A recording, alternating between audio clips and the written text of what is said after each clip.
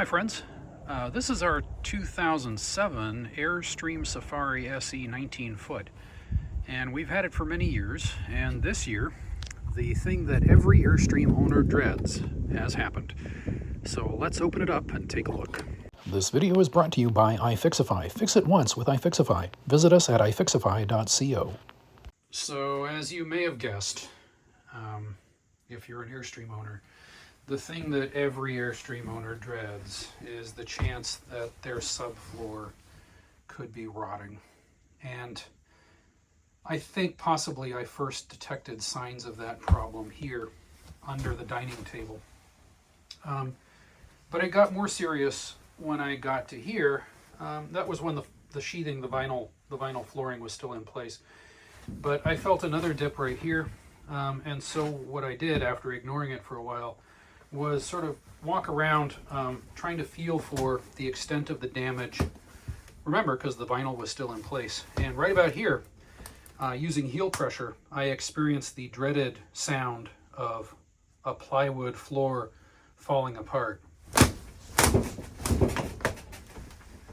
So again, this was with the vinyl still in place. And I paced around for a while trying to get an idea of the scope of the damage.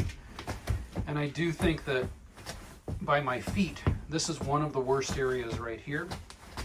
And then, like I said, another suspicious area is right here, right under the table. So a couple of issues came to mind. One was, what's the scope of the damage? Because that gives me an idea of how many hours or days or months this is going to take to repair and how many dollars. And then, of course, it's like, where did the damage come from? So let's talk about the scope of the damage and how I tried to uncover it. So like I said, and you're coming into this story after the first few days, what I tried to do at first was just sort of walk around, with my feet and determine where the floor was sagging and where it was crunching. And that gave me an idea that most of it was centered here and some of it over there. I then had to decide whether I was going to try to save the vinyl sheet flooring or whether it would be sacrificial for this project. And as I started to poke around in nooks and crannies without moving anything yet, I realized that, overall, the installation of the vinyl sheet flooring was kind of pretty haphazard and shoddy, as you can sort of see in there, for example, and maybe you can see over there. And then I sort of realized, well, it would take a lot of work from the outset to try and save this sheet flooring, at which point I decided it was sacrificial, and I got to work with a utility knife. The first area I cut into was right here, because this is where my foot started to break through. And I cut this square out here, which gave me kind of a puzzle, because the damage actually looked worse right here.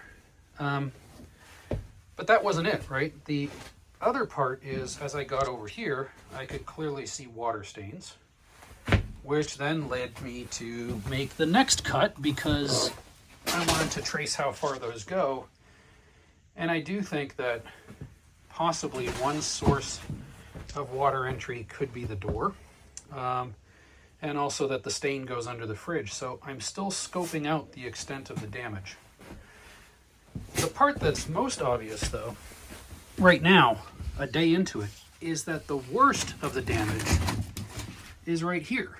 This is underneath what in my Airstream is the gas stove, and that's a bit of a mystery to me. So extent of the damage I'm still working on, because it disappears under this cabinet here, and I think this cabinet's going to be the next one that I have to remove. But I don't think it gets this far, and I've peeled that back. I've also looked here, and I would say that yes, water stains do look like they are originating under this refrigerator cabinetry here, and so that's also going to have to go out next. Those are going to be difficult things to do. Removing the dining area is not going to be so difficult, except for the fact that there's a water tank under there. So that speaks to the current state of the extent of the damage. Let's go on to talk about, where did this come from? So I think this view pretty much summarizes how I kind of broke down, where the water could possibly be coming from. And I think there's three main categories, right? So there's, this vent here, which is the furnace vent, is one idea of where water can come from in an Airstream, right? It means it comes from the outside in, which usually means a leak somewhere. So let's talk about that one, right? The other possibility is that it comes from a leak in the freshwater supply lines, which we'll get to, or possibly it's a leak in the drainage, right? So let's start with leaks from outside, which is, of course, the usual case with an Airstream. Thinking about where water goes when it comes from outside is really difficult in any circumstance, but it's really, really difficult in an Airstream because it's a mobile device, right? And water goes to the lowest point. Water goes to the lowest point, and it pools, in the lowest point. And so because an Airstream can be parked, like this, or like that, or like that, or like that, water may start in one place and end up in another. That being said, I started to think about, what were the common points of entry of water related to this area? And I guess there's a couple. We're looking at one right there. I don't think that's very likely. That's the furnace exhaust port. The other one, which is directly under most of the damage, is actually the stove, the stove overhead vent thing, which leaves out the wall of the trailer over there. Other places, kind of looking directly up, there's nothing directly above that, but there is the air conditioning unit right there, which I guess I've never had water leak from here, or any visible signs of water. So it's still a possibility though, right? The other thing that's roughly in this area is if you can see it back there, the vent stack. Hold on, right there. The sewer vent stack, the plumbing vent stack, goes right down in this area here, and it goes up through the roof. And I think a lot of people have identified that as being a potential source of leakage. So other sources of leakage from outside, I guess, could include the fantastic fan up there in maybe more than one way, right? So not only could the housing of the flange of the fantastic fan be leaking from above, I guess it's possible that water could leak and then fall down the sides of the Airstream trailer and then end up somewhere in there and fill that. But here's a kind of a long shot. I've noticed that when I turn the fantastic fan on and I have no other source of air entry, such as opening that vent back there, that the fantastic fan actually pulls so much air in or air out that I can hear it from other places in the trailer. So I wonder, if I stored this with the fan on, whether it actually pulled water in from outside. It's a long shot. What do you think? Leave a comment below. The other and last way that I was thinking that this could possibly have water leak from outside is this, which is the wheel well. So that's the wheel well. Now, I've driven this in the rain sometimes, and I guess there's enough potential source of water to come in through the wheel well. What do you think? Let me know in the comments. Okay, so that's what I've identified as possible sources of entry. I guess other than the long shot of water coming in through the door and somehow getting to this side of the trailer. The other possibility could be, hey, is it a leak from the freshwater supply? And here's why I don't think the freshwater supply is leaking. Because when we're camping and we have the pump on, I don't hear the pump cycling, which it would in the case of a leak, right? So I don't think so.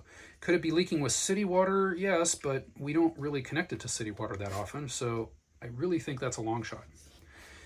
And the other thing, could it be a leak in the drain plumbing? Well, we've not found one, so I don't think that's the case.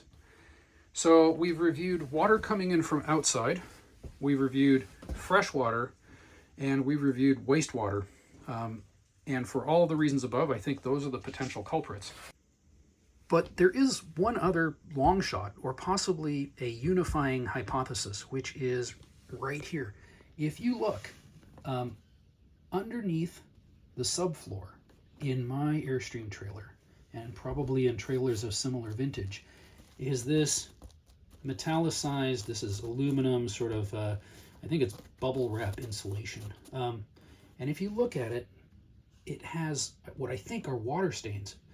And it's kind of bowed and saggy here. And if I drilled another test hole over here just to see how far this pattern goes, and I think this also shows evidence of water pooling on top of this impermeable aluminum insulation and under the subfloor.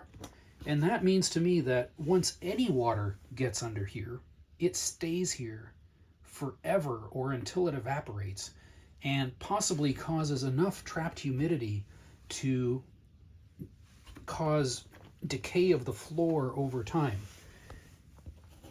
I did a test hole here all the way through the insulation, and if you look, this is the metal cladding, I think, under the trailer, and if you look, it looks pristine.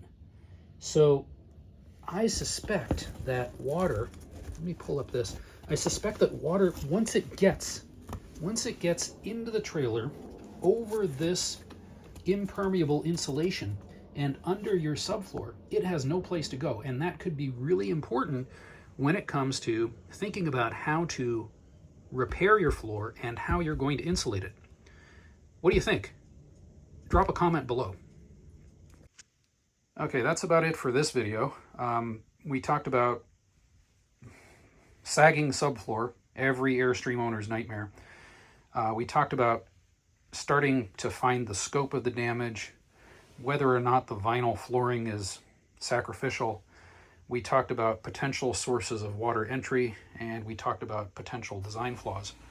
Give me a like, join, follow, and leave a comment, because I'll be posting more on this ever-evolving project. So thank you for sticking around, and we'll see you in the next video.